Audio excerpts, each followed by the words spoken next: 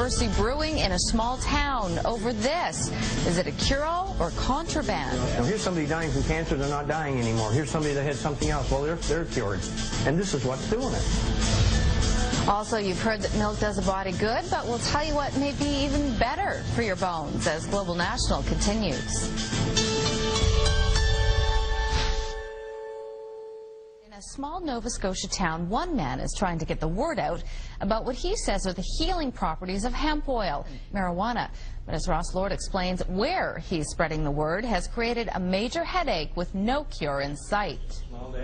In McCann, Nova Scotia, this oil is gaining a reputation as a miracle drug. That's the cure right there. Oil extracted from marijuana plants. Rick Simpson has been making it and giving it to friends and neighbors. He calls it hemp oil. Others know it as weed oil. In small doses, he says, it makes you well without getting you high. Well, you can't deny your own eyes, can you? Now, here's somebody dying from cancer, they're not dying anymore. Here's somebody that had something else, well, they're cured. And this is what's doing it. The McCann branch of the Royal Canadian Legion was impressed too. So impressed, it hosted meetings like this one, aimed at spreading the word about hemp oil.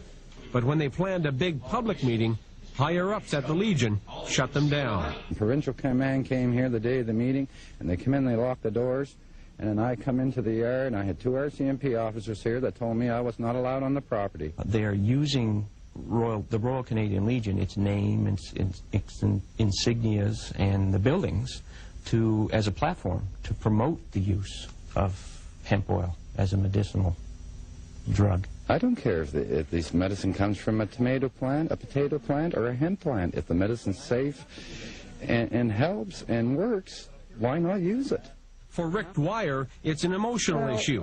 One of the testaments to hemp oil's healing power is his father, a military veteran suffering from lung cancer.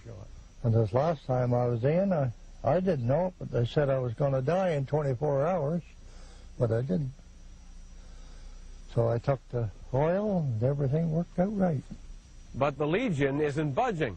They've suspended the entire executive of this branch, along with any activities planned for the building, until they install a new management team. There is no provincial or federal regulation which states that this marijuana can be grown and produced into hemp oil for medicinal purposes. And therefore, it's illegal as far as the province is concerned. And the Royal Canadian Legion does not back illegal operations.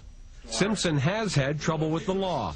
The RCMP confiscated 1,600 marijuana plants from his backyard last year. Plants he claims were grown for medicinal purposes. A court case is unresolved, and so are questions within the Legion about whether hemp oil is medicine or menace. That goes against the general bylaws of the Royal Canadian Legion. What I did, I'm proud of what I did. I'm proud of it. And for now, since the Legion is the town's only meeting place, getting the word out about hemp oil will prove to be more difficult.